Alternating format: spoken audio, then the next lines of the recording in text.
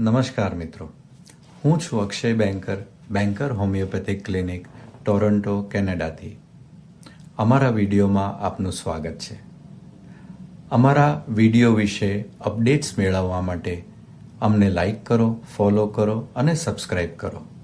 આજનો વિષય છે હાઇવ્સ, જેને અર્ટિકેરિયા અથવા શીળસ પણ કહેવાય છે. હાઇવ્સ એ એલર્જીની જેમ ઇમ્યુન સિસ્ટમનું ચામડી ઉપરનું એક પ્રકારનું રિએક્શન છે, જેમાં તીવ્ર ખંજવાળ સાથે ચામડી ઉપર લાલ ચાઠા થઈ જાય છે. આ લાલ ચાઠા નાના ટપકાથી લઈ મોટા પટા સુધીના પ્રમાણમાં હોઈ શકે છે અને આવા ઇરપ્શન્સ કોઈ એક ભાગ ઉપર અથવા તો સમગ્ર શરીર ઉપર પણ થઈ શકે છે. હાઇવ્સને એક પ્રકારની એલર્જી પણ કહી શકાય અને હાઇવ્સ અને એલર્જી એક જ વ્યક્તિમાં એક સાથે પણ જોવા મળે છે. ઘણીવાર આ બેઉ તકલીફોના કારણ પણ એક હોઈ શકે. હાઇવ્સ ઘણીવાર સારવાર વગર પણ સારા થઈ જાય છે અને કાયમી નિશાન પણ નથી રહેતા. જો હાઇવ્સ 6 થી વધુ અઠવાડિયા સુધી ચાલે તો એને ક્રોનિક હાઇવ્સ કહે છે. હવે આપણે એના કારણો વિશે જાણીએ. હાઇવ્સનું ચોક્કસ કારણ હજી સુધી જાણી શકાયું નથી, પણ અમુક કારણોને લીધે હાઇવ્સ થતા જોવામાં આવ્યું છે, જેમ કે અમુક પ્રકારનો ખોરાક અથવા ફૂડ, દાખલા તરીકે gluten, nuts, peanuts, fish, shellfish, eggs, milk, dairy, ખાટી વસ્તુઓ વગેરે. દવાઓ જેમ કે penicillin, aspirin, ibuprofen, naproxen, blood પ્રેશરની દવાઓ, એન્ટીબાયોટિક વગેરેને કારણે પણ હાઇવ્સ થઈ શકે. ડસ્ટ અને પોલન પણ એક કારણ છે હાઇવ્સ માટેનું. ઇન્સેક્ટ બાઇટ્સ અને ઇન્ફેક્શનથી પણ હાઇવ્સ થાય છે.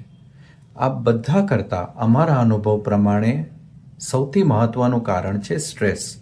ઇમોશનલ સ્ટ્રેસ, ફિઝિકલ સ્ટ્રેસ કે સાયકોલોજીકલ સ્ટ્રેસ. કોઈકવાર હાઇવ્સને કારણે એન્જિયોઇડીમા થઈ જાય છે, જેમાં જીભ અને ગળામાં શ્વાસનળીમાં સ્વેલિંગ થાય છે અને એ કોઈક વખત જીવલેણ બની શકે. સારવાર કેવી રીતે કરવી? હાઇવ્સના જાણીતા ટ્રિગરથી દૂર રહેવું એ પ્રથમ પગથિયું છે, પણ હંમેશા એ શક્ય નથી હોતું અને એ ફક્ત હાઇવ્સને થતા અટકાવશે પણ મટાડશે નહીં. હાઇવ્સને મટાડવા માટે હોમિયોપેથિક ટ્રીટમેન્ટ ઘણી અસરકારક છે. અમારી પાસે એવા ઘણા પેશન્ટ્સ આવે છે અને કહે છે કે તેઓ ઘણા સમયથી એન્ટીહિસ્ટામિન દવાઓ ખાય છે, પણ જ્યાં સુધી એ દવા લે ત્યાં સુધી હાઇવ્સ નથી થતા. જેવી દવા બંધ કરે એટલે ફરીવાર હાઇવ્સ શરૂ થઈ જાય છે અને તેઓ અમારી હોમિયોપેથિક દવા લઈને સારા થઈ જાય છે.